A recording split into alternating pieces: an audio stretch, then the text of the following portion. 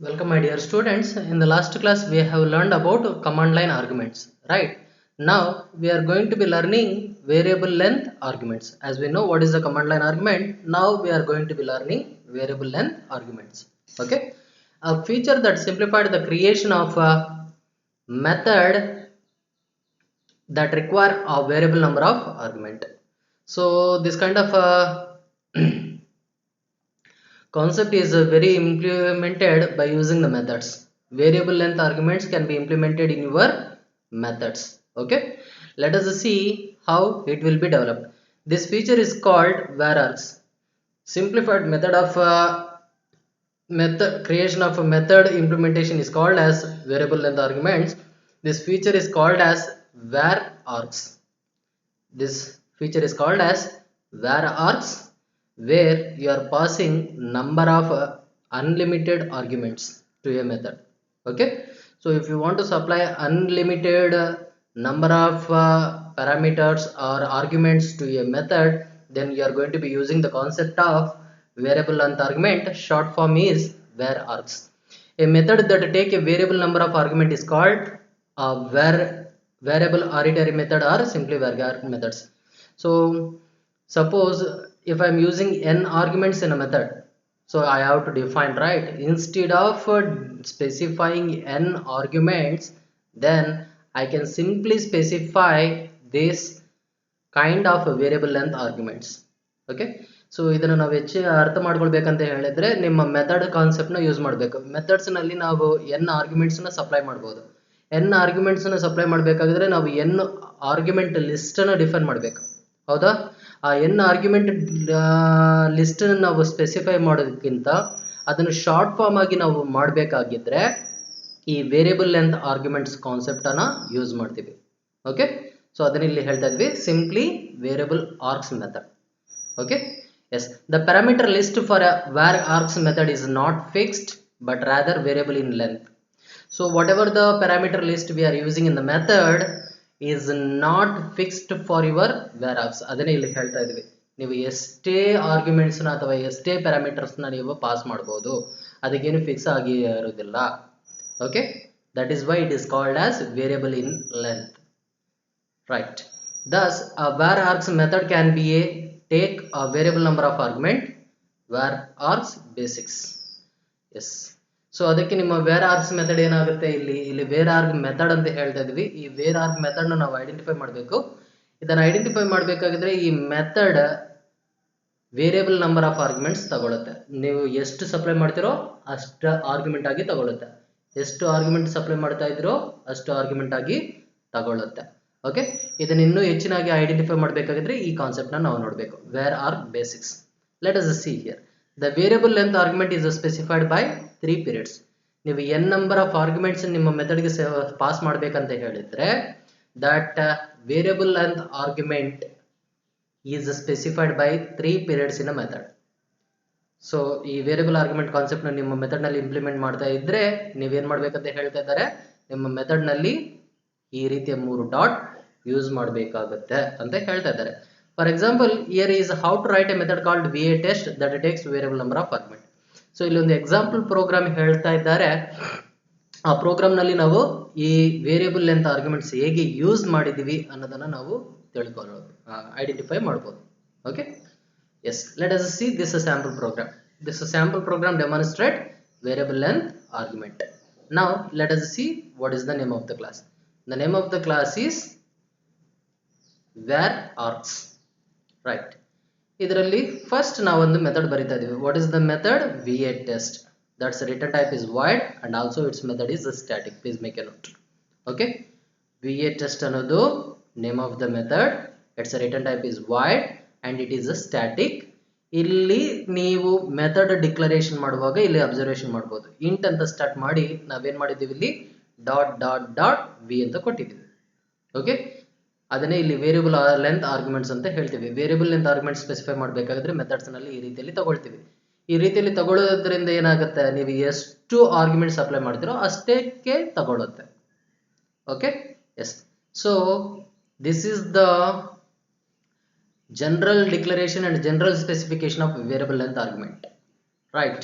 So ಈಗ ನಾನು 10 argument pass ಮಾಡಿದ್ರೆ I have to know this v, right? V dot length, it will show 10 length, 10 arguments, right? So ಈಗ contents, ಈಗ ನಾವು ಇದನ್ನ ಮೆಥಡ್ ಕಾಲ್ ಮಾಡಬೇಕು. ಮೆಥಡ್ ಕಾಲ್ ಮಾಡುವಾಗ ನಾವು ನೋಡುವ, ರೈಟ್? ಇಲ್ಲಿ ಕಂಟೆಂಟ್ಸ್ ಅಂತ ಹೇಳ್ತಾ ಇದ್ವಿ, ಏನೆಲ್ಲ ಸಪ್ಲೈ ಮಾಡಿದೀವಿ ಅನ್ನೋದನ್ನ ನಮಗೆ ಗೊತ್ತಾಗಬೇಕಾದ್ರೆ ಇಲ್ಲಿ ನೋಡ್ತೀವಿ. For int i is equal to 0, i less than v dot length, variable length argument ತಗೊಳ್ತಾ ಇದ್ವಿ. ಈಗ ಫಸ್ಟ್ ನೋಡ್ತಾ ಇದ್ವಿ ಆರ್ಗ್ಯುಮೆಂಟ್ ಆಫ್ 0. ಆರ್ಗ್ಯುಮೆಂಟ್ ಆಫ್ 0 ನಲ್ಲಿ ಏನು ಸಪ್ಲೈ ಮಾಡಿದ್ರ ಆರ್ಗ್ಯುಮೆಂಟ್, ಯಾವ ಆರ್ಗ್ಯುಮೆಂಟ್ ಸಪ್ಲೈ ಮಾಡಿದ್ರ ಅನ್ನೋದನ್ನ ನೀವು ನೋಡ್ತೀರಾ. Okay, system dot dot println next line ನಲ್ಲಿ ಡಿಸ್ಪ್ಲೇ ಆಗುತ್ತೆ. ಎಸ್, ಇದೆಲ್ಲ ಆದ ನಂತರ ಇಲ್ಲಿ ಮೇನ್ ಮೆಥಡ್ ಡಿಫೈನ್ ಮಾಡ್ತಾ ಇದ್ವಿ. ನಾವ್ we will see here we are calling this method, right? V a test ಅನ್ನುವ ಮೆಥಡ್ ನಾನು ಕಾಲ್ ಮಾಡ್ತಾ ಇದ್ದೀನಿ. ಇಲ್ಲಿ ಒಂದು ಆರ್ಗ್ಯುಮೆಂಟ್ ಮಾತ್ರವೇ ಪಾಸ್ ಮಾಡಿದ್ದೀನಿ. Automatically this for loop will be execute for one time. And ಇಲ್ಲಿ 3 ಆರ್ಗ್ಯುಮೆಂಟ್ಸ್ ತಗೊಂಡಿದ್ದೀವಿ. ಇಲ್ಲಿ 3 ಆರ್ಗ್ಯುಮೆಂಟ್ಸ್ ಸಪ್ಲೈ ಆಗ್ತಾ ಉಂಟು. At that time the content will take the length as 3. In the 0th location 1 will be stored, first location it will be stored 2, second location it is a 3. Okay, and next va test anta helidvi, we have not supplied any argument, so even though it will call once again, it will show the length as a 0 and content is nothing. It doesn't display any content. Okay, yes, got it? Yes, ಈಗ ಈ program ನಾವು explanation ನೋಡಿದೀವಿ. Variable length arguments ಅಂತ ಹೇಳ್ತಾ ಇದ್ವಿ. Let me copy this program. I am copying, I am opening my notepad and I am taking my new file and I am pasting, right? Okay, right. Now we will see all these are the mistakes, as we know that ಇದೆಲ್ಲ ನಮಗೆ mistake ಅಂತ ಗೊತ್ತಾಗ್ತಾ ಉಂಟು. ಅದನ್ನು ಇಲ್ಲೇ correct ಮಾಡಿಬಿಡ್ತೀನಿ. Double quotations, S.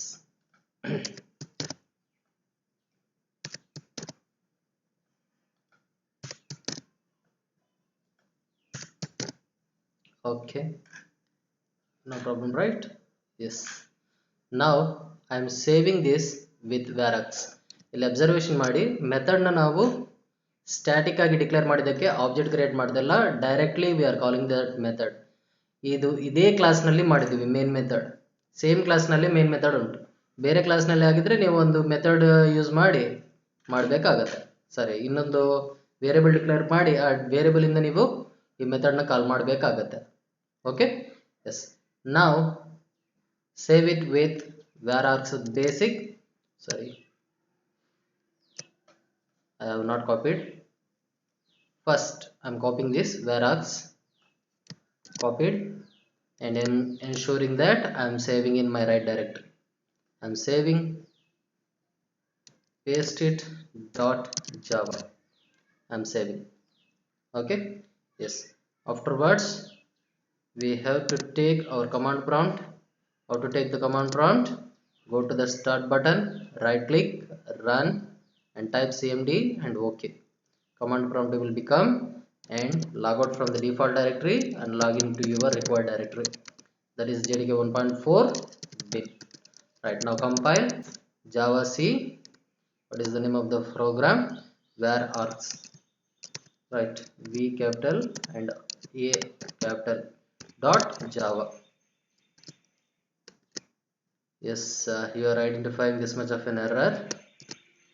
ಇಲ್ಲೆಲ್ಲ line ನಲ್ಲಿ ಎರರ್ ಉಂಟು ಅಂತ ಹೇಳ್ತಾ ಇದ್ದಾರೆ. ಯಾವ ಲೈನ್ ನಲ್ಲಿ ನೋಡುವ? It's in 6799. right, let us see 6. yes, we have not saved yet. ನಾವು ಸೇವ್ ಮಾಡಲಿಲ್ಲ, ಅಂಡು ಏನೋ ಮಾಡಿದಾಗೆ ಕಾಣಿಸ್ತಾ ಉಂಟು. Okay, that is why it is showing mistake.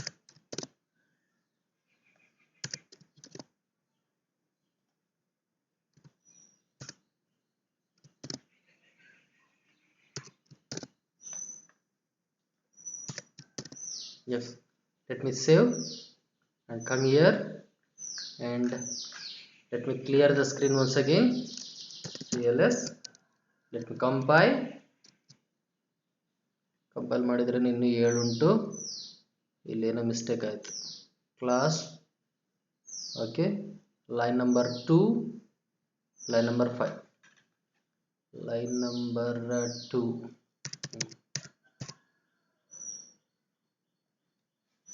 This is multiple time it has been copied. Yes, now save it and once again come and compile. Another 4 is there. Yes, illegal characters slash, that is line number 4. What is line number 4? Illi. Okay, illi ನಾವು directly copy ಮಾಡಿದ್ದೀವಿ, ಅದಕ್ಕೆ ಈ ಥರ ತೋರಿಸ್ತಲ್ರಿ in dot dot dot V. Yes, I am saving now. Let me compile. Yes, another two errors. What is that? Where it is? In line number 4 and line number 17. Line number 4 and line number 17. Maybe double time ಇಲ್ಲಿ copy paste ಆಯ್ತು. Yes, now save it and clear the screen once again. Now I am compiling. There is no error, right? Now I am running where args. So first time it is showing 1, content 10, number of arguments 3, that is in argument 0, argument 1, argument 2 it has stored, right? In the last time it doesn't have. Let me modify this with ಇದೇ ಪ್ರೋಗ್ರಾಮ್ನ ನಾನು ಇನ್ನೂ ಕೆಲವು ಹಲವಾರು ತಗೊಳ್ತೀನಿ. ಇಲ್ಲಿ 1 2 3 ಅಂತ ಮಾತ್ರವೇ ತಗೊಂಡಿದ್ವಿ ಅಲ್ವಾ? I am copying. Okay, and I am pasting. ಮೂರೇ ತಗೊಳ್ಳುತ್ತಾ ಅಥವಾ ಮೂರಕ್ಕಿಂತ ಜಾಸ್ತಿ ತಗೊಳ್ಳುತ್ತಾ ಅನ್ನೋದನ್ನು ನೋಡಬೇಕಲ್ವ ನಾವು, ಅದಕ್ಕೆ ನಾನು ಇಲ್ಲಿ ತಗೊಳ್ತಾ ಇದ್ದೀನಿ. 100, 200, 300, 400, 500, 600, 100, 800, 900, right? Yes, now I am modified and I am saving. I am calling this method. Whenever I am calling, whether it will works or not, we have to see whether it will consume n arguments or only 3 arguments, right? So first I am compiling, there is no error, and I am running, so it is displaying, right? So that is one of advantages. Okay, so whenever you supply the n number of arguments to a method, that will be access to the length of that argument will be supplied to your parameter list through a var args. Okay, so this is the concept, and hope you have understand this concept. So that is the end of your chapter 5. Here we comes the end of unit 1. In chapter 5 we have learned about variable length arguments and command line arguments. These are the very important questions. Command line arguments will be asked for the 2 marks, sometimes it will be asked for the 5 marks, and variable arguments is a 5 marks question. And this class concept is once it has been asked, please look it over. And this question is already told: final, finally, finalizer, final, finalizer, finally. Static is also asked, you have to take care of this. And recursion is also asked, returning of object is also asked, passing of object parameter is also question has been asked. And already finalizer we have told, this is a very important. And constructor, overloading constructor is asked. Okay, method overloading is also asking, you have to take care of this. This keyword is also important. Parameterized constructor is also important. Constructor is also important. And using parameters, you just look it over once. This question has been asked for the once. And here we have learned the class concept. New operator is also asking for 2 marks as well as a 5 marks. Sometimes it may be asked for the 5 marks, but it is a 2 marks question. And class concept is very important. Object concept is also very important. So this is about your class. Okay, yes, right. And this is only for your understanding purpose. Oops concept is not there. This is only for your understanding purpose. So you have learned in chapter 5 the basic concepts of class and objects. Okay, without wasting of much of a time, we will move to the chapter 6. So inheritance, right? As we know, chapter 6, it is a unit 2. We are moving to the chapter 6, that is unit 2. You have to give more attention on this inheritance concept also. Okay, in Java, directly doesn't supports multiple inheritance. In Java, directly it doesn't support multiple inheritance. If you want to implement multiple inheritance, then we have to use the concept of implement. Okay, we have to use the concept of interface. We have to use the concept of interface. Then already we are familiar with inheritance concept, right? So we have learned about inheritance.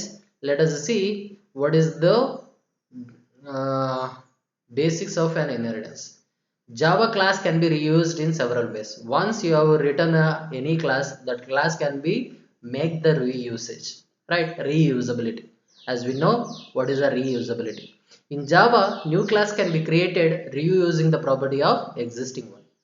So already existing class properties we can access in a new class, right? The mechanism of deriving a new class from an old class is called as inheritance. Then what do you mean by an inheritance? The mechanism of deriving a new class from an old one. So if you are developing a new concept based on old one, if you are accessing the old concept means, then it is called as inheritance. Then what is the old class? Old class is always known as base class or super class or parent class. So ಹಳೆ class ಅನ್ನು ನಾವೇನಂತ ಹೇಳ್ತೀವಿ? Base class ಆಗಿರಬಹುದು, super class ಆಗಿರಬಹುದು ಅಥವಾ parent class ಆಗಿರಬಹುದು. And the new one is called as subclass or derived class or child class. Whatever the new class you have developed, then it is called as subclass, derived class or child class. Okay, so ಇದನ್ನು ನಾವಿಲ್ಲಿ explanation ಮಾಡುವಾಗ ನಮಗೆ ಬೇರೆ ಬೇರೆ ರೀತಿಯ inheritance ಬಗ್ಗೆ ನಮಗೆ idea ಉಂಟು, ರೈಟ್? ಸಿಂಗಲ್ ಇನ್ಹೆರಿಟೆನ್ಸ್ ಅಂತ ಹೇಳ್ತೀವಿ, ಮಲ್ಟಿಪಲ್ ಇನ್ಹೆರಿಟೆನ್ಸ್ ಅಂತ ಹೇಳ್ತೀವಿ, ಮಲ್ಟಿ ಲೆವೆಲ್ ಇನ್ಹೆರಿಟೆನ್ಸ್ ಅಂತ ಹೇಳ್ತೀವಿ, hierarchical, hybrid inheritance, all you have learned in your C++. But in the case of Java, Java doesn't directly support multiple inheritance. Then what is a multiple inheritance? Let me see. Okay, so ಇಲ್ಲೊಂದು ನಾವು diagram draw ಮಾಡಬೇಕಾಗುತ್ತೆ. Let me check. ಇಲ್ಲಿ ಇಲ್ಲ, actually ನಿಮಗೆ ಆ concept ಹೇಳಲಿಕ್ಕೆ ನಾವೇನು ಮಾಡ್ತಾ ಇದೀವಿ, ಇಲ್ಲಿ ನಾವೊಂದು ತಗೊಳ್ತಾ ಇದೀವಿ. Okay, yes, let me take word file. It is always better instead of writing here. ಯಾಕಂತ ಹೇಳಿದ್ರೆ ನಮಗೆ ಈ ಫಿಗರ್ ಮೂಲಕ ನಮಗೆ ಎಲ್ಲ ಇನ್ಹೆರಿಟೆನ್ಸ್ ಬಗ್ಗೆ ಐಡಿಯಾ ಉಂಟು, right? So that is why I am taking one blank document to show different kinds of inheritance, right? I am taking shapes, right? I am taking two shapes, right? So, and I am taking one more line, this. Okay, I am treating this class as A. What is this? This is class A. Okay,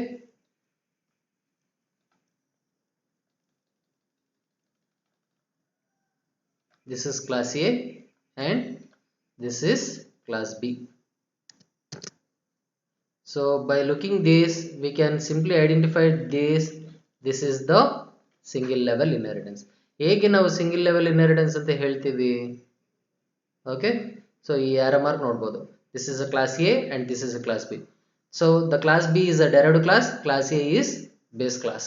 So the class B is inheriting the features of base class. So that is why it is called as a single level inheritance.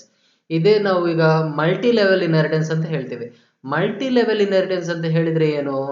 I am taking one more shape, right? So let us see. This is a C. I am treating it as a C. This is, I am taking and I am placing here. So this is multiple inheritance. Then what do you mean by multiple inheritance? A derived class is derived from another derived class, right? Sorry, this is multi-level inheritance. What is this? This is multi-level inheritance. Then what does it mean? B is the derived class of base class A and C is the derived class of base class B. This is the example of multi-level inheritance. Then what is the concept of multiple inheritance? A derived class is having more than one base class. A derived class is having more than one base class. It means like this. Okay, ಇದು ಹೇಗೆ ಅಂತ ಹೇಳಿದ್ರೆ ಈ ತರ.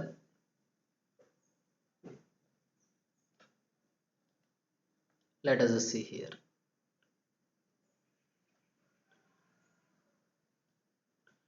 So in C++, this concept is directly supported, but in the case of Java, this is multiple inheritance. A derived class is having more than one base class. Class A is one base class, class B is one base class, right? So if the class C is inheriting two base class properties, means this is multiple inheritance. This concept doesn't directly supported in Java. If you want to do this concept, ಈ multiple inheritance concept ನಾವು use ಮಾಡಬೇಕಂತ ಹೇಳಿದ್ರೆ we are using the concept of interface. Interface is also a keyword. Okay, interface is just like as in a class. Please make a note. Interface is also a keyword. It is just like as in a class. ಇದು ನಿಮ್ಮ class ತರವೇ ಆಗಿರುತ್ತೆ. Okay, ನಿಮ್ಮ class ತರವೇ ಆಗಿರುತ್ತೆ. ಇಲ್ಲಿ ಇದನ್ನು ನೀವು careful ಆಗಿ note ಮಾಡ್ಕೊಳ್ಳಿ. ಸೊ ಈ ಇಂಟರ್ಫೇಸ್ ಅನ್ನೋದು ನಿಮ್ಮ ಕ್ಲಾಸ್ ಕಾನ್ಸೆಪ್ಟ್ ತರವೇ ಇರುತ್ತೆ. ಇದನ್ನು ಯೂಸ್ ಮಾಡಿಕೊಂಡು ನಾವೇನ್ ಮಾಡ್ಬೋದು, ಮಲ್ಟಿಪಲ್ ಇನ್ಹೆರಿಟೆನ್ಸ್ ಕಾನ್ಸೆಪ್ಟ್ ನ ನಾವು ಅಂದ್ರೆ ಈ ರೀತಿಯ ಕಾನ್ಸೆಪ್ಟ್ ನ ನಾವು ಏನ್ ಮಾಡ್ಬೋದು, ಜಾವಾದಲ್ಲಿ ಮಾಡ್ಬೋದು. ಈ ಕಾನ್ಸೆಪ್ಟ್ ನಾನು ಇಲ್ಲಿ ನಿಮ್ಮ ಬುಕ್ಸ್ ನಲ್ಲಿನೂ ಇಲ್ಲ, ಬಟ್ ಇದು ನಿಮ್ಮ ಜನರಲ್ ಐಡಿಯಾ ನಿಮ್ಗೆ ಗೊತ್ತಿರಬೇಕು. Okay, so Java doesn't directly supports multiple inheritance. That is why if you want to implement that multiple inheritance concept, then you have to use the concept of interface. ಈ interface ಬರುವಾಗ ನಾವು ಇಲ್ಲಿ ನೋಡುವ. Okay, yes, hope you understand this concept. Yes, now we are coming to the basics, right? To inherit a class, you simply incorporate the definition of one class into another class by using extend keywords. ನೀವು ಏನೇ ಒಂದು inheritance concept ನ ನೀವು develop ಮಾಡಬೇಕಾಗಿದ್ರೆ ಒಂದು class definition ಅಲ್ಲಿ ಇನ್ನೊಂದು class ನ mention ಮಾಡಬೇಕು. ಇನ್ನೊಂದು ಕ್ಲಾಸ್ ನ ನೀವು ಮೆನ್ಷನ್ ಮಾಡಬೇಕಾಗಿದ್ರೆ ಕಂಪಲ್ಸರಿ ಯಾವ ಕೀವರ್ಡ್ ಯೂಸ್ ಮಾಡ್ಬೇಕಂತ ಹೇಳ್ತಾ ಇದ್ದಾರೆ ಇಲ್ಲಿ, ಎಕ್ಸ್ಟೆನ್ಸ್. ಎಕ್ಸ್ಟೆನ್ಸ್ ಕೀವರ್ಡ್ ಯೂಸ್ ಮಾಡ್ತಾ ಇದ್ದಾರೆ ಅಂತ ಹೇಳಿದ್ರೆ ಮೀನಿಂಗ್ ಏನು? A class is inheriting the properties of another class. Okay, so the following program creates a super class called A and subclass called a B. Super class means base class, subclass means derived class. Okay, ಆಗೇನು ನಾವು ಹೇಳ್ತೀವಿ ಅದನ್ನೇ ಇಲ್ಲಿ ಹೇಳಿದ್ದೀವಿ, super class, base class or child class, right? Super class, parent class or base class, sub class, direct class or child class. So ಇಲ್ಲಿ ನಾವು ಇಲ್ಲಿ ಒಂದು ಎಕ್ಸಾಂಪಲ್ ನಾವು ನೋಡುವ. ಇಲ್ಲಿ ನಾವು ಅಬ್ಸರ್ವೇಷನ್ ಮಾಡಿದ್ರೆ ಗೊತ್ತಾಗುತ್ತೆ, right? Class A, class A ನಲ್ಲಿ ನಾವೇನ್ ಮಾಡಿದೀವಿ? ಇಲ್ಲಿ ಕ್ಲಾಸ್ ಎ ನಲ್ಲಿ ಇಂಟ್ ಐ ಜೆ ಅನ್ನುವ ವೇರಿಯಬಲ್ ಡಿಕ್ಲರೇಷನ್ ಮಾಡಿದೀವಿ. ಇಲ್ಲಿ method declaration void show I J ಅಂತ ಮಾಡಿದೀವಿ. ಇದರಲ್ಲಿ ಐ ಜೆ ವ್ಯಾಲ್ಯೂ ಡಿಸ್ಪ್ಲೇ ಮಾಡ್ತಾ ಇದ್ವಿ. Please make A note. Okay, ಇಲ್ಲಿ ಎಲ್ಲಿನೂ ಐ ಜೆ ವ್ಯಾಲ್ಯೂ ನಾವು ಸಪ್ಲೈ ಮಾಡಲಿಲ್ಲ, ಐ ಜೆ ವ್ಯಾಲ್ಯೂ ಡಿಸ್ಪ್ಲೇ ಮಾಡ್ತಾ ಇದ್ವಿ, ರೈಟ್? ಇದಾದ ನಂತರ ನಿಮ್ಮ ಶೋ ಮೆಥಡ್ ಇಲ್ಲಿಗೆ ಎಂಡ್ ಆಯ್ತು. ಅದೇ ರೀತಿಯಲ್ಲಿ ನಿಮ್ಮ ಕ್ಲಾಸ್ ಎ ಇಲ್ಲಿಗೆ ಎಂಡ್ ಆಯ್ತು. ಓಕೆ, ಈಗ ಇನ್ನೊಂದು ಕ್ಲಾಸ್ ಬರಿತಾ ಇದ್ವಿ. ಈ ಕ್ಲಾಸ್ ನ ನಾನು ಸಬ್ ಕ್ಲಾಸ್ ಅಂತ ಹೇಳ್ತಾ ಇದ್ದೀನಿ. ಹೇಗೆ ಇದು ಸಬ್ ಕ್ಲಾಸ್ ಆಗುತ್ತೆ ಅನ್ನೋದನ್ನು ನೋಡುವ. ಇಲ್ಲಿ class is a keyword, B is the name of the class. ಇಲ್ಲಿ ನೋಡಿ ನಾವು ಕೀವರ್ಡ್ ಎಕ್ಸ್ಟೆನ್ಸ್ ಅಂತ ಯೂಸ್ ಮಾಡ್ತಾ ಇದ್ವಿ. ಆಟೋಮೆಟಿಕಲಿ ಎಕ್ಸ್ಟೆನ್ಸ್ ಅಂತ ಯೂಸ್ ಮಾಡಿದ್ರೆ this is the child class or derived class. Okay, automatically extends ಅಂತ ಕೀವರ್ಡ್ ಬಂದ್ರೆ ಇಲ್ಲಿ ಲೆಫ್ಟ್ ಸೈಡ್ ನಲ್ಲಿ ಕಾಣುವ ಕ್ಲಾಸ್ ಏನಾಗಿರುತ್ತೆ? ಚೈಲ್ಡ್ ಕ್ಲಾಸ್ ಅಥವಾ ಡೆರೈವ್ಡ್ ಕ್ಲಾಸ್ ಆಗಿರುತ್ತೆ. Okay, so it is extends A ಅಂತ ಹೇಳ್ತಾ ಇದ್ವಿ. ಇಲ್ಲಿ ಎಕ್ಸ್ಟೆನ್ಸ್ ಎ ಅಂತ ಕೊಟ್ಟಿದ್ರೆ ಮೀನಿಂಗ್ ಏನಾಗುತ್ತೆ? ಇಲ್ಲಿ this is the base class or super class. Okay, A is the super class, B is the sub class, A is the parent class, B is the child class, A is the base class and B is the derived class. Okay, S.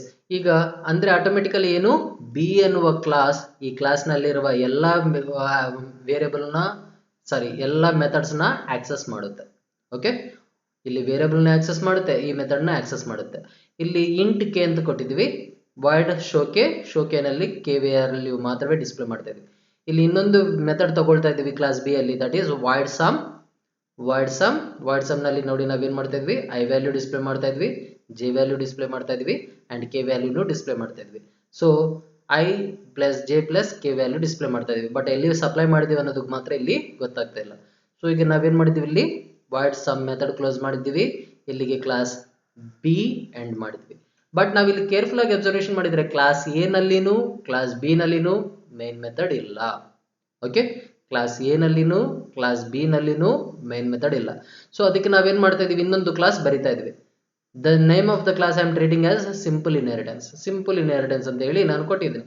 Okay, ಇದರಲ್ಲಿ ನಾನು main method ಬರಿತಾ ಇದ್ದೀನಿ. Public static void main string args is a main method. ಈಗ first class A ಗೆ ನಾನು object create ಮಾಡ್ತಾ ಇದ್ದೀನಿ. What is the class A? ಆ ಕ್ಲಾಸ್ ಎ ಗೆ ನಾನು ಆಬ್ಜೆಕ್ಟ್ ಏನ್ ಮಾಡಿದ್ದೀನಿ ಇಲ್ಲಿ, what is the name object I am creating super ob. ಹೇಗೆ ಹೇಳ್ತೀವಿ super ob is an object? Because ಇಲ್ಲಿ ಈಕ್ವಲ್ ಟು ಕೊಟ್ಟು ನ್ಯೂ ಯೂಸ್ ಮಾಡ್ತಾ ಇದೀವಿ. New is use to create an object, right? ಯಾವ ಕ್ಲಾಸ್ ಆಬ್ಜೆಕ್ಟ್ ಮಾಡ್ತಾ ಇದ್ರೋ ಆ ಕ್ಲಾಸ್ಗೆ ನೀವು ನ್ಯೂ ಅಂತ ಸ್ಪೆಸಿಫೈ ಮಾಡ್ತೀರಾ. ಅದೇ ರೀತಿಯಲ್ಲಿ ಕ್ಲಾಸ್ ಬಿ ಗೆ ನಾವು ಆಬ್ಜೆಕ್ಟ್ ಸ್ಪೆಸಿಫೈ ಮಾಡ್ತಾ ಇದ್ದೀರಾ. The name of the object is sub ob. You are creating that sub ob object for class B. Okay, yes. Next ಏನ್ ಮಾಡ್ತಾ ಇದ್ರೆ ನೋಡಿ, super ob dot I. So object dot member ನ access ಮಾಡ್ತಾ ಇದ್ರೆ super object dot member. Super object ಅಂತ ಹೇಳಿದ್ರೆ class A ಗೆ ಸಂಬಂಧಪಟ್ಟ ಆಬ್ಜೆಕ್ಟ್ ಐ ಜೆ ನಿಮ್ಮ ಈ ಕ್ಲಾಸ್ ನಲ್ಲಿ ಉಂಟು. ಐ ಗೆ ಒಂದು ವ್ಯಾಲ್ಯೂ ಅಸೈನ್ ಮಾಡ್ತಾ ಇದ್ರ, that is 10. Super ob dot J is equal to 20. So ಇಲ್ಲಿ ಇರುವ ಜೆ ವ್ಯಾಲ್ಯೂ ನೀವು 20 ಅಂತ ಸೆಟ್ ಮಾಡಿದ್ರ. ನೆಕ್ಸ್ಟ್ ಏನ್ ಮಾಡ್ತಾ ಇದ್ದೀರಾ ನೋಡಿ, ಕಂಟೆಂಟ್ ಆಫ್ ಸೂಪರ್ ಆಬ್ ಅಂತ ಮಾಡ್ತಾ ಇದ್ರ. Super ob dot show I J method call ಮಾಡ್ತಾ ಇದ್ರ. Show I J method call ಮಾಡುವಾಗ ಐ ನಲ್ಲಿ 10 20 ಕೊಟ್ಟಿದ್ರ, I and J value 10 20 display ಆಗುತ್ತೆ.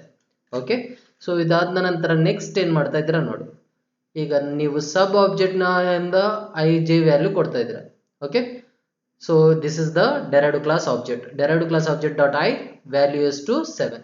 ಯಾಕೆಂತ ಹೇಳಿದ್ರೆ ಇಲ್ಲಿ ನೋಡಿ ಕ್ಲಾಸ್ ಬಿ ಎಕ್ಸ್ಟೆನ್ಸ್ ಸಿ ಅಂತ ಕೊಟ್ಟಿದ್ರ. ಕ್ಲಾಸ್ ಬಿ ಏನ್ ಮಾಡುತ್ತೆ, ಕ್ಲಾಸ್ ಎ ನಲ್ಲಿ ಇದ್ದ ವೇರಿಯಬಲ್ ಆಗಿರ್ಬೋದು ಮೆಥಡ್ ಆಗಿರ್ಬೋದು ಎರಡನ್ನ ಆಕ್ಸೆಸ್ ಮಾಡುತ್ತೆ. ಎರಡನ್ನ ಏನ್ ಮಾಡುತ್ತೆ, ಇಲ್ಲಿ ಆಕ್ಸೆಸ್ ಮಾಡುತ್ತೆ. ಸೊ ಹಾಗಾಗಿ ಆಟೋಮೆಟಿಕಲ್ ಐ ಜೆ ವ್ಯಾಲ್ಯೂನ ಆಕ್ಸೆಸ್ ಮಾಡ್ತಾ ಉಂಟು. ಈ ಕ್ಲಾಸ್ ಬಿ ಇಂದ ಐ ವ್ಯಾಲ್ಯೂ 7 ಕೊಟ್ಟಿದ್ದೀವಿ. ಕ್ಲಾಸ್ ಬಿ ಇಂದ ಜೆ ವ್ಯಾಲ್ಯೂ ಇಲ್ಲಿ ಎಷ್ಟು ಕೊಡ್ತಾ ಇದ್ವಿ, ಸಬ್ ಆಬ್ಜೆಕ್ಟ್ ಡಾಟ್ ಜೆ 8 ಅಂತ ಕೊಟ್ಟಿದ್ವಿ. ಸಬ್ ಆಬ್ಜೆಕ್ಟ್ ಡಾಟ್ ಕೆ ವ್ಯಾಲ್ಯೂ ಎಷ್ಟು ಕೊಟ್ಟಿದ್ವಿ, 9. ಸೊ 7 8 9 ಅಂತ ಕೊಟ್ಟಿದ್ವಿ.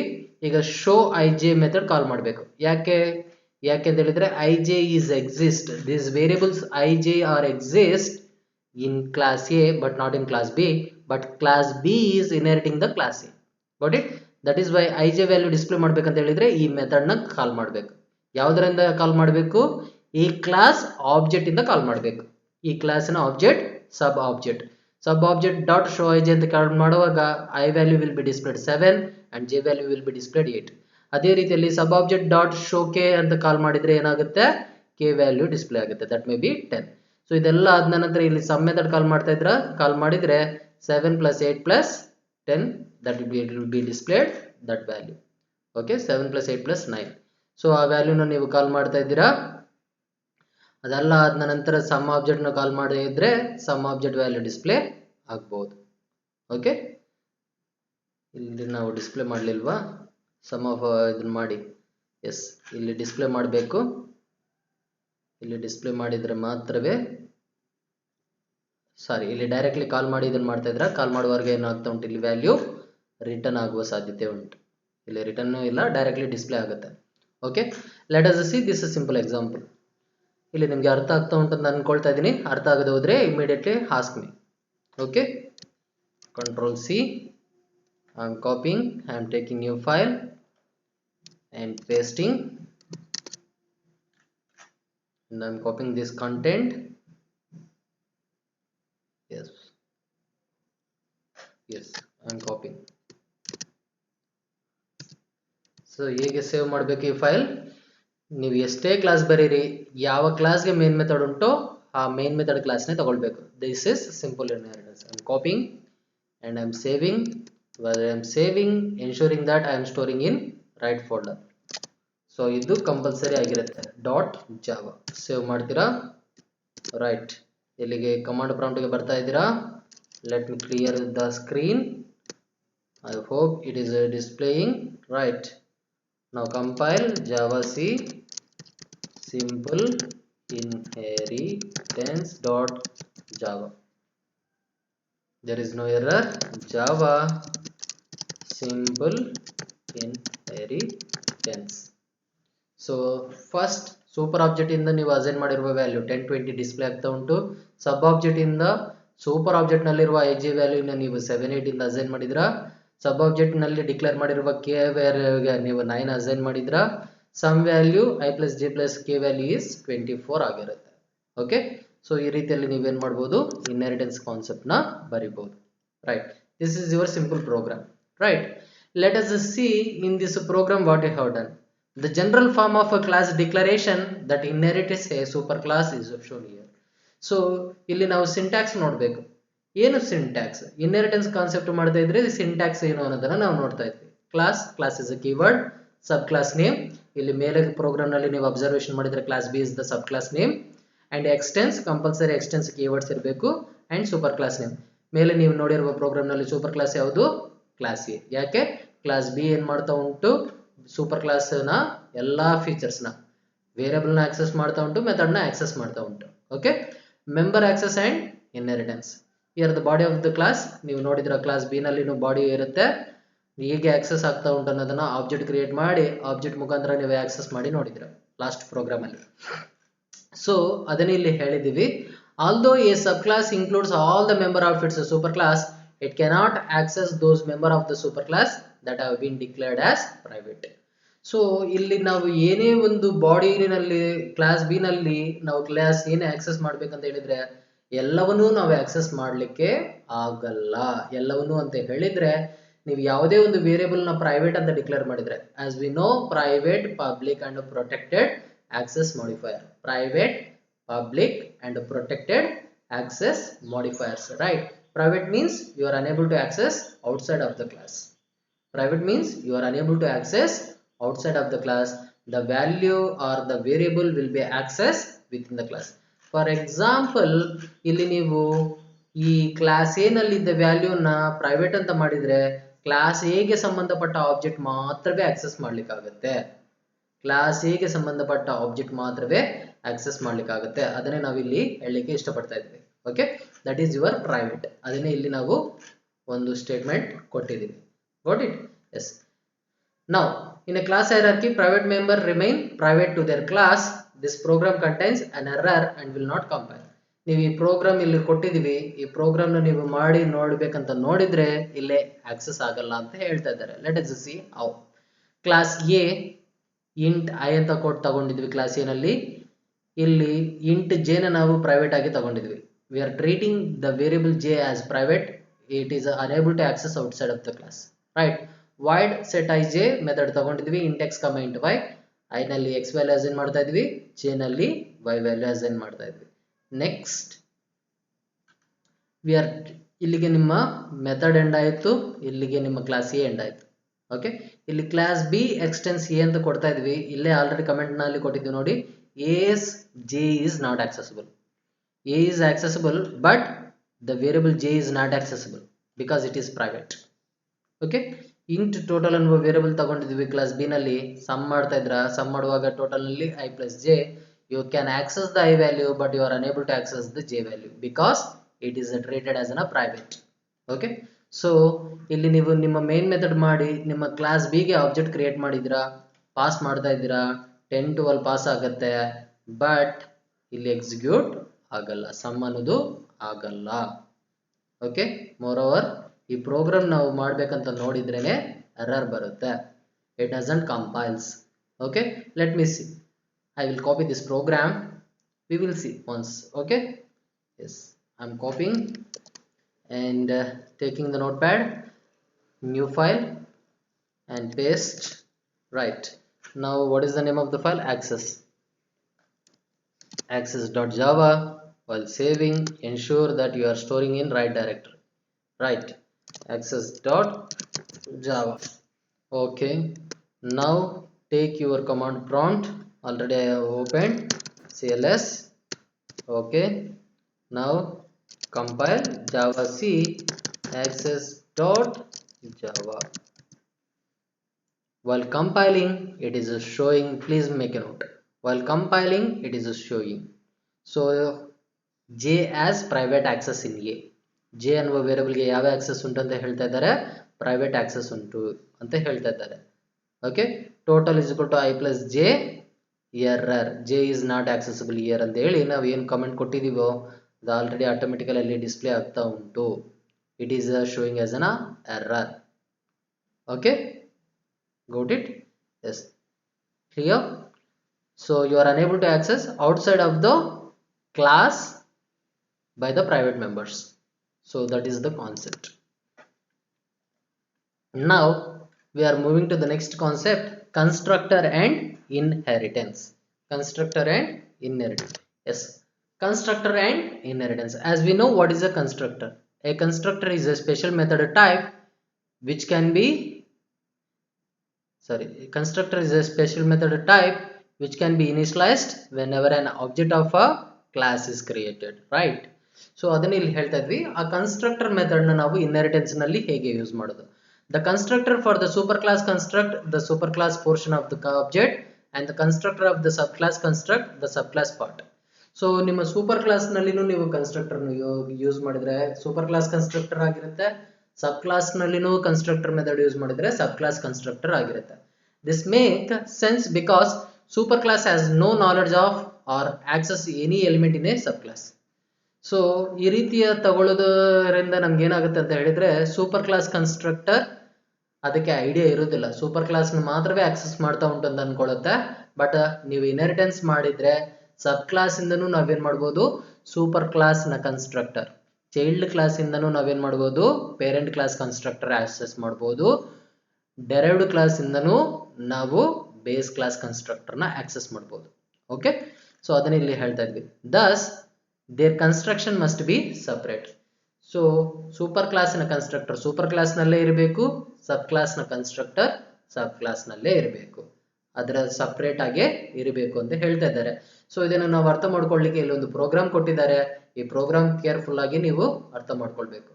Okay, let us see class box. What is the name of the class? Box. Box ಗೆ ಸಂಬಂಧಪಟ್ಟ ಪ್ರಾಪರ್ಟಿ ಇಲ್ಲಿ ಡಿಕ್ಲೇರ್ ಮಾಡ್ತಾ ಇದೀವಿ, ವೇರಿಯಬಲ್ ಡಿಕ್ಲರೇಷನ್ ಮಾಡಿದ್ವಿ.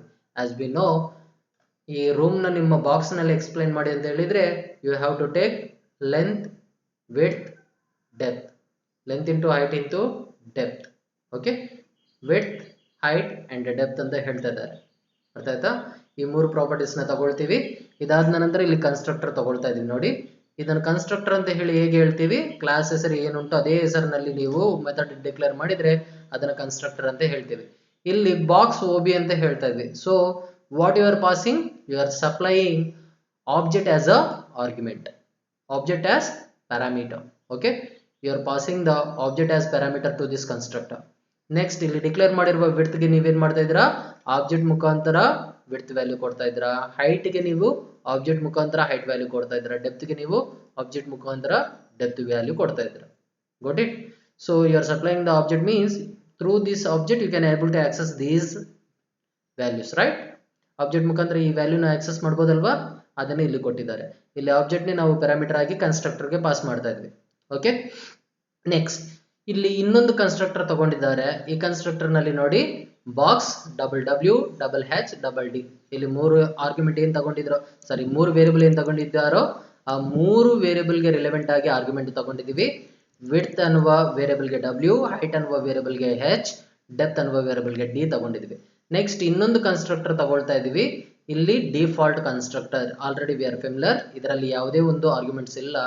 ಇಲ್ಲಿ width value -1, height value -1, depth value -1. ಇಲ್ಲಿ -1 ನ ಅಸೈನ್ ಮಾಡಿದೀವಿ. ಓಕೆ, ಇಲ್ಲಿ -1 ಅಂತ ಅಸೈನ್ ಮಾಡುವಾಗ ಯಾವಾಗ ಈ ಕ್ಲಾಸ್ ಆಬ್ಜೆಕ್ಟ್ ಕ್ರಿಯೇಟ್ ಮಾಡ್ತಾ ಇದ್ವಿ automatically this will be initialized. Got it? And next constructor ತಗೊಳ್ತಾ ಇದೀವಿ, ಬಾಕ್ಸ್ ಡಬಲ್ ಲೆಂತ್. ಸೊ ಇಲ್ಲಿ ಬಾಕ್ಸ್ ಅನ್ನುವ ಒಂದು ಕನ್ಸ್ಟ್ರಕ್ಟರ್ ತಗೊಳ್ತಾ ಇದೀವಿ, ಅದರಲ್ಲಿ double length, we have to calculate the length, right?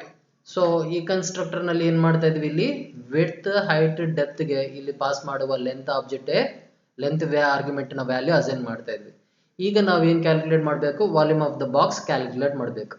So ಇಲ್ಲಿ ಯಾವುದೆಲ್ಲ ಕನ್ಸ್ಟ್ರಕ್ಟರ್ ತಗೊಂಡಿದೀವಿ ನೋಡಿ, ಒಮ್ಮೆ ನಿಮ್ಮ ಬಾಕ್ಸ್ ಅನ್ನುವ ಕನ್ಸ್ಟ್ರಕ್ಟರ್, ಇದರಲ್ಲಿ ಯಾವ್ದನ್ನ ಪಾಸ್ ಮಾಡ್ತಾ ಇದ್ವಿ, ಆಬ್ಜೆಕ್ಟ್ ಆಸ್ ಪ್ಯಾರಾಮೀಟರ್ ಪಾಸ್ ಮಾಡ್ತಾ ಇದ್ವಿ.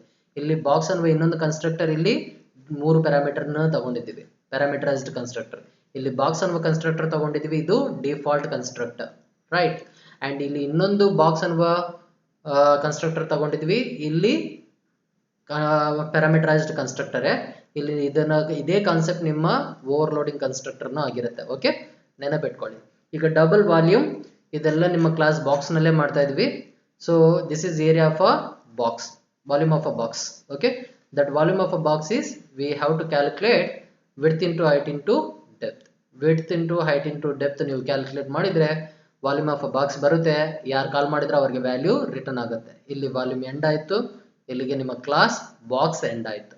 ನೆಕ್ಸ್ಟ್ ಏನ್ ಮಾಡ್ತಾ ಇದ್ವಿ ನೋಡಿ, ಇಲ್ಲಿ ಇನ್ನೊಂದು ಕ್ಲಾಸ್ ತಗೊಳ್ತಾ ಇದೀವಿ. Here box is extended to include weight. Okay, box ನ ವೆಯ್ಟ್ ನಾವು ಐಡೆಂಟಿಫೈ ಮಾಡಬೇಕು. ಕ್ಲಾಸ್ ಬಾಕ್ಸ್ ವೆಯ್ಟ್, ಇಲ್ಲಿ ಕ್ಲಾಸ್ ಬಾಕ್ಸ್ ವೆಯ್ಟ್ ಅಂತ ಹೇಳ್ತಾ ಇದ್ವಿ. ಇಲ್ಲಿ ಎಕ್ಸ್ಟೆನ್ಸ್ ಕೀವರ್ಡ್ ಯೂಸ್ ಮಾಡ್ತಾ ಇದ್ವಿ. ಎಕ್ಸ್ಟೆಂಡ್ ಅಂದ್ರೆ ಏನಾಗುತ್ತೆ, ಇನ್ಹೆರಿಟ್ ಮಾಡುತ್ತೆ. ಯಾವ ಕ್ಲಾಸ್ ನಾವು ಈ ಪ್ರಾಪರ್ಟೀಸ್ ಎಲ್ಲ ಇನ್ಹೆರಿಟ್ ಮಾಡುತ್ತೆ, box class. Box weight is inheriting the properties of box. Okay, so box ನಲ್ಲಿ ಏನೆಲ್ಲ ಕನ್ಸ್ಟ್ರಕ್ಟರ್ ಉಂಟು, ಏನೆಲ್ಲ ಕ್ಯಾಲ್ಕುಲೇಷನ್ ಮಾಡಿದ್ವೋ ಅದೆಲ್ಲವನ್ನು ಬಾಕ್ಸ್ ವೆಯ್ಟ್ ಇಂದ ನಾವೇ ಆಕ್ಸೆಸ್ ಮಾಡಬಹುದು. ಇಲ್ಲಿ ಡಬಲ್ ವೇಟ್ ಅಂತ ತಗೊಳ್ತಾ ಇದೀವಿ. ಡಬಲ್ ವೇಟ್ ಅಂತ ತಗೊಂಡಿದ್ದ ನಂತರ ಇಲ್ಲಿ ಅಬ್ಸರ್ವೇಷನ್ ಮಾಡಿ, ಇದು ಸಬ್ ಕ್ಲಾಸ್ ಅಲ್ವಾ, ಈ ಸಬ್ ಕ್ಲಾಸ್ ನಲ್ಲಿನೂ ಕನ್ಸ್ಟ್ರಕ್ಟರ್ ಬಾಕ್ಸ್ ವೇಟ್ ಅನ್ನುವ ಕನ್ಸ್ಟ್ರಕ್ಟರ್ ತಗೊಳ್ತಾ ಇದ್ವಿ. ಇಲ್ಲಿ ಇರುವುದು ಒಂದೇ ಆರ್ಗ್ಯುಮೆಂಟ್, ರೈಟ್. ಇಲ್ಲಿ ಇರುವುದು ಒಂದೇ ವೇರಿಯಬಲ್ ಡಿಕ್ಲರೇಷನ್ ಅಲ್ವಾ. ಆದ್ರೆ ಇಲ್ಲಿ ನಾವು ನೋಡಿ ಕನ್ಸ್ಟ್ರಕ್ಟರ್ ನಲ್ಲಿ ನಾವೇನ್ ಮಾಡ್ತಾ ಇದ್ವಿ, double W, double H, double D and double M ತಗೊಳ್ತಾ ಇದ್ವಿ. ಯಾಕೆಂತ ಹೇಳಿದ್ರೆ ನಿಮ್ಮ ಬಾಕ್ಸ್ ಕ್ಲಾಸ್ ನ ಇನ್ಹೆರಿಟ್ ಮಾಡ್ತಾ ಉಂಟು ಅಂತ ಹೇಳುವಾಗ ಆಟೋಮೆಟಿಕಲಿ ಈ ಎಲ್ಲಾ ಕನ್ಸ್ಟ್ರಕ್ಟರ್ ನ ಈ ಬಾಕ್ಸ್ ವೇಟ್ ಏನ್ ಮಾಡಬೇಕು, ಆಕ್ಸೆಸ್ ಮಾಡಬೇಕು. ಸಬ್ ಕ್ಲಾಸ್ ಇಂದ ಏನ್ ಮಾಡಬೇಕು, ಬೇಸ್ ಕ್ಲಾಸ್ ಕನ್ಸ್ಟ್ರಕ್ಟರ್ ನ ಆಕ್ಸೆಸ್ ಮಾಡಬೇಕು. ಅದಕ್ಕೆ ನಾವೇನ್ ಮಾಡಿದ್ವಿ, ಇಲ್ಲಿ ಬಾಕ್ಸ್ ವೇಟ್ ನಲ್ಲಿ ಈ ಮೇಲೆ ಡಿಕ್ಲೇರ್ ಮಾಡಿರುವ 3 ಪ್ಯಾರಾಮೀಟರ್ಸ್ ಪ್ಲಸ್ ಈ ಕ್ಲಾಸ್ ನಲ್ಲಿ ಡಿಕ್ಲೇರ್ ಮಾಡಿರುವ ಇನ್ನೊಂದು ವೇರಿಯಬಲ್ ತಗೊಂಡಿದ್ದೀವಿ. ಓಕೆ, ಈ ಕ್ಲಾಸ್ ನಲ್ಲಿ ಡಿಕ್ಲೇರ್ ಮಾಡಿರುವ ಇನ್ನೊಂದು ವೇರಿಯಬಲ್ ನ ತಗೊಂಡಿದ್ದೀವಿ. ಸೊ ವಿಡ್ತ್ ಆಕ್ಸೆಸ್ ಆಗ್ತಾ ಉಂಟಲ್ವಾ, ಎಕ್ಸ್ಟೆನ್ಸ್ ಅಂತ ಯೂಸ್ ಮಾಡ್ತಾ ಇದೀವಿ. ವಿಡ್ತ್ ಅನ್ನುವ ವೇರಿಯಬಲ್ ತಗೊಳ್ತಾ ಉಂಟು, ಅದಕ್ಕೆ ಡಬ್ಲ್ಯೂ ಅಸೈನ್ ಮಾಡಿದ್ವಿ. ಹೈಟ್ ಅನ್ನುವ ವೇರಿಯಬಲ್ ನಲ್ಲಿ ಹೆಚ್ ಅಸೈನ್ ಮಾಡಿದ್ವಿ. ಡೆಪ್ತ್ ಅನ್ನುವ ವೇರಿಯಬಲ್ ನಲ್ಲಿ ಡಿ ಅಸೈನ್ ಮಾಡಿದ್ವಿ. ಇಲ್ಲಿ ಡಿಕ್ಲೇರ್ ಮಾಡಿರುವ ವೇಟ್ ನಲ್ಲಿ ಎಂ ಕೊಟ್ಟಿದ್ವಿ. ಇಲ್ಲಿಗೆ ನಿಮ್ಮ ಬಾಕ್ಸ್ ವೇಟ್ ಕನ್ಸ್ಟ್ರಕ್ಟರ್ ಎಂಡ್ ಆಯ್ತು. ಇಲ್ಲಿಗೆ ಬಾಕ್ಸ್ ವೇಟ್ ಕ್ಲಾಸ್ ಎಂಡ್ ಆಯ್ತು. ಇಲ್ಲಿಗೆ ಬಾಕ್ಸ್ ವೇಟ್ ಕ್ಲಾಸ್ ಎಂಡ್ ಆಯ್ತು. Okay, yes. ಈಗ ನೆಕ್ಸ್ಟ್ ನೋಡಿ ಏನ್ ಮಾಡ್ತಾ ಇದ್ವಿ, we are writing the one more class, that is box demo weight.